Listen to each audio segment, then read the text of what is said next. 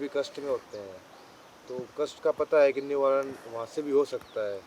वहाँ से भी हो सकता है, वहाँ से ही हो रहा है, मतलब वहाँ से भी हो सकता है, लेकिन ऐसा भी कह सकते हैं सर जी मेरा जीवन में, लेकिन वहाँ से ही हो रहा है। लेकिन उसके बावजूद भी मतलब पता होने के बावजूद भी मतलब फिर यही कोशिश रहती है कि नहीं नहीं ये चीज़ नहीं पता है बेटा। कल सुन रहे थे ना, गुरु साहब गा रहे थे, सब सुख दाता राम है। तुम्हारे जीवन में जब सुख आते हैं, तुम्हें कभी ये ख्याल आता है कि ये सुख तुम्हें किसी व्यक्ति से नहीं मिल रहा, राम से मिल रहा है? ईमानदारी से बताना। किसी दोस्त की संगत में हो और बहुत अच्छा लग रहा है, तो यही कहते हो ना, आज दोस्त के साथ था तो अच्छा लगा, या ये कहते हो कि आज राम के साथ तो अच्छा लगा। सुख का कारण तुमने किसको बना डाला? दोस्त को। राम याद आते हैं क्या उस वक्त? वो ऐसे याद आ जाते हैं कि राम ने भेजा है दोस्त को कि साथ की जरूरत थी, इसलिए साथ में एंजॉय कर सकते। ज़रूर इसलिए कृपा रहती है। ज़रूर। तभी फिर दोस्त के लिए रोते और तड़पते हो, राम के लिए तो नहीं। राम के लिए तो लगता है। अच्छा, जिंदगी को देखो, ऐसा लगता है कि नहीं ऐसा क्या होगा उसको जिंदगी को देखो, किसके लिए तड़पे हो, किसका नाम ले लेके रोए हो,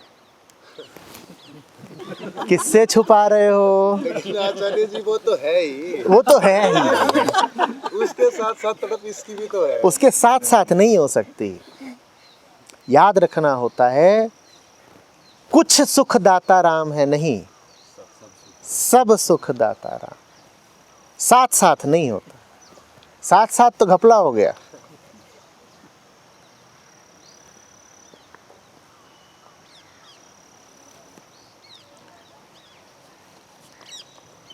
तुम्हारे जीवन में जो भी कुछ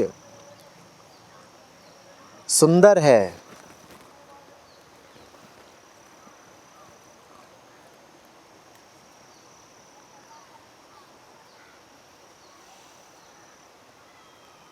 वो वहां से आया है।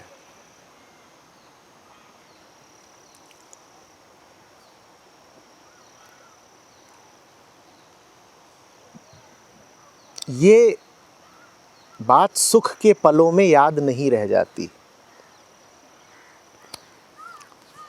तब लगता है कि सुख तो किसी स्त्री से मिल रहा है, या पैसे से मिल रहा है, या किसी जगह से मिल रहा है। फिर इसीलिए आदमी कलपता है, रोता है, दिल टूटता है। सुख के समय पर याद रख लो कि ये हर चीज़ किसकी मेहरबानी से है, तो फिर दुख नहीं मिलेगा ना।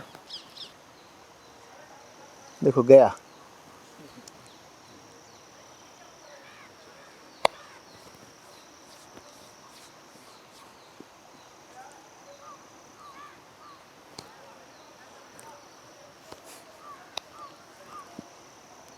आचार्य जी, एक चीज़ ये देखने में आती है कि प्रश्न जैसे भी हों, लेकिन आपसे बोलने पे बात करने में एक चीज़ तो समझ में आती है कि अपनी बहुत सारी चीज़ें बाहर निकल आती हैं, और वो समझ में आती, और जाने अनजाने में बहुत कुछ चीज़ें निकलती हैं कि ये भी है, और उसका एहसास नहीं होता है कि ये भी चल रहा है, लेकिन अनकॉन्शियस तरीके से बहुत सारी चीज़ें निकल जाती है और अपना झूठ पता चलता है कि हाँ ये सारी चीज़ें।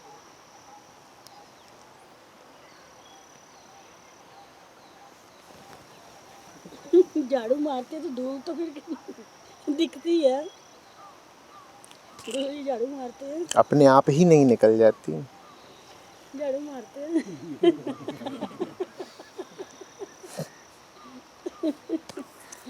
निकालनी पड़ती है।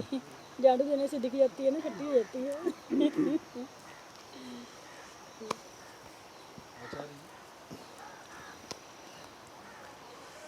सब शिविर खत्म होने को है, और इस बार बहुत उतावलापन नहीं है जाने में, बहुत उतावलापन नहीं है, लेकिन ये उतावलापन नहीं है, इससे भी एक हल्का सा डर लग रहा है। तो लगने दो, बहुत कुछ लगेगा। जब तक जिंदा हो न जाने क्या क्या लगता रहेगा। सबका जिक्र करते फिरोगे क्या? इतने लोग यहाँ बैठे हैं 3 घंटे से, बहुतों को पेशाब भी लग रहा होगा। तो ये कोई बताने की बात है? लग रहा है कि नहीं लग रहा है?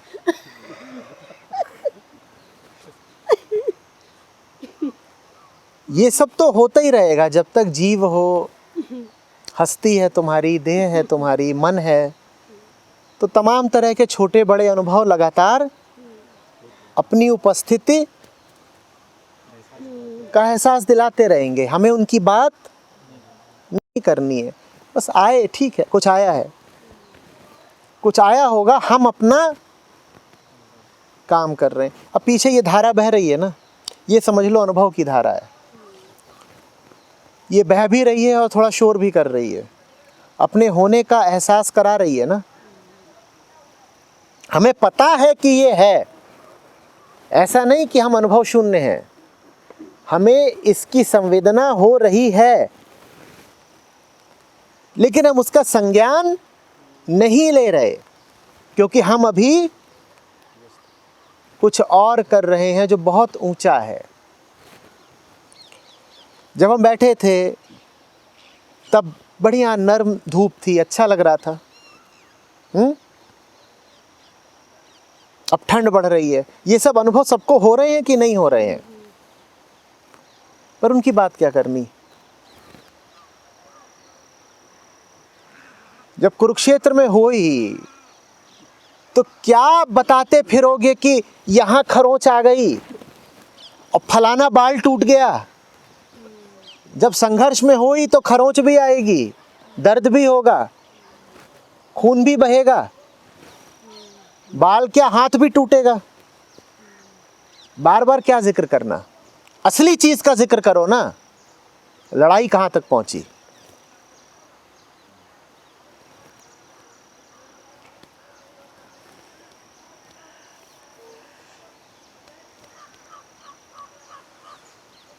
छोटे की बहुत बात करना बड़े की उपेक्षा कर देने का बहाना बन जाता है।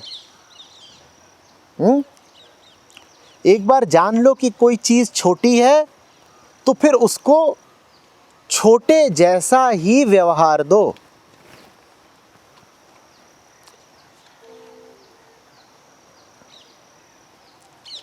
देखो अब क्या होगा, मकान सूरज को ढक लेगा।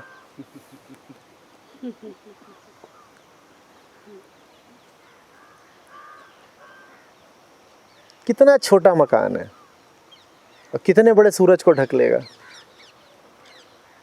कोई मुकाबला है मकान का और सूरज का। लेकिन अब मकान हावी हो जाने वाला है, आचार्य जी को उठना पड़ेगा, सूरज को ढलना पड़ेगा, मकान का वक्त आ गया है।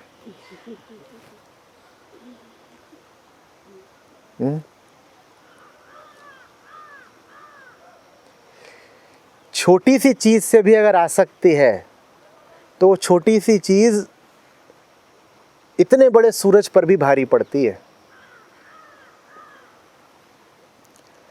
छोटी सी आसक्ति भी सत्य पर भारी पड़ जाती है। अपनी छोटी सी आसक्ति के कारण तुम सत्य को छोड़ने को तैयार हो जाते हो। मकान के पीछे सूरज छुप जाता है। लेकिन आचार्य जी जब थोड़ी देर में टूटने लगेंगे तब याद भी तो यही मकान आएगा। पागल, तुझे जितनी गर्मी मिलती है मकान के अंदर भी, वो तुझे पता है कहाँ से आती है? सूरज से ही आती है। वो तो पता है। हाँ, तो फिर कह रहे हो कि जब ठिठुरने लगोगे तो मकान याद आएगा। मकान के अंदर जो तुम हीटर जलाते हो, उस हीटर की ऊर्जा कहाँ से आती है? मकान से आती है क्या? नहीं, वो तो नहीं। दुनिया की, पृथ्वी की ऊर्जा का छोटे से छोटा हिस्सा भी कहाँ से आता है? सूरज से आता है। पर इतनी बात तुम्हें दिखाई नहीं देती। तुम्हें लगता है मकान के अंदर हीटर जल रहा है तो ये गर्मी मकान की है। वो गर्मी मकान की नहीं है, वो गर्मी सूरज की है। सूरज की कृपा है कि वो हीटर जल रहा है। पर सूरज के लिए तुम्हारे मन में कोई भावना ही नहीं, कोई कृतज्ञता ही नहीं। तुरंत बोल उठे, जब ठिठुरेंगे तब तो मकान चाहिए ना। और अभी बोल रहे थे कि नहीं, गुरु से बार बार मिलने की ज़रूरत क्या है, हमें तो लगता है गुरु हर वक्त साथ ही हैं। अपनी कल्पनाओं के गुरु को लिए रहो, तुम कल्पनाओं का गुरु तुम्हारे ही जैसा है, मेरे सामने ना बैठे होते तो अभी कौन तुम्हारा अंधेरा मिटाता। पर तुम्हारा तो कहना है कि गुरु के सामने बैठने की ज़रूरत ही नहीं, गुरु तो हमारे साथ है सर्वदा। वो जो तुम्हारे साथ गुरु है वो मैं नहीं हूँ, वो तुम्हारी अपनी कल्पना है जो तुम्हारे ही तल पर है, वो तुम्हारे काम नहीं आने की।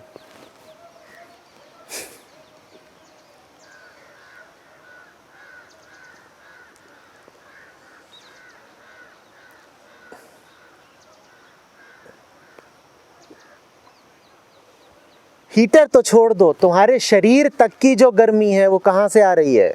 सूरज से आ रही है।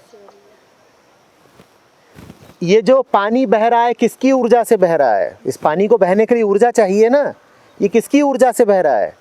ये सूरज की ऊर्जा से बह रहा है। तुम भूल जाते हो कि सब कुछ किसके दम से है, तुम्हें नहीं याद है ना। कहा तो मकान बड़ा हो जाता है, सूरज छोटा हो जाता है।